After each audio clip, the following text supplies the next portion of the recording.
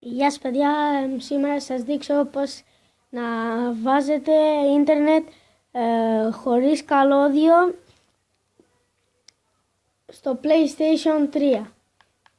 Πρώτα θα πάτε στα settings, θα πάτε εδώ στο τελευταίο εκεί που λέει network settings, θα πατήσετε Χ, αυτά τα δύο θα πατήσετε αυτά, αυτό θα τα κάνετε enable και αυτό στο enable και μετά θα πατήσετε internet connection settings.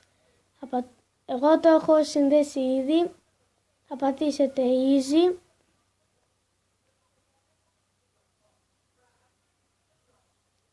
Θα περιμένετε άμα θέλετε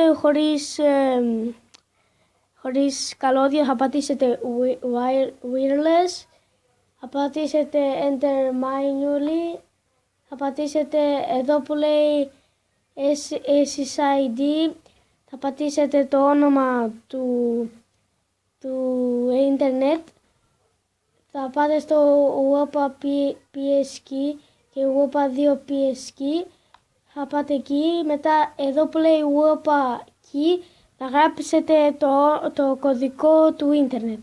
Μετά θα πατήσετε έτσι για να τα δει τώρα. Θα περιμένετε λίγο και εδώ σας λέει τι πατήσατε. Άμα θέλετε να το κάνετε τεστ, το πατάτε Χ, εγώ θα τα κάνω μόνο για σας. Και θα πάρει κάποια ωρίτσα.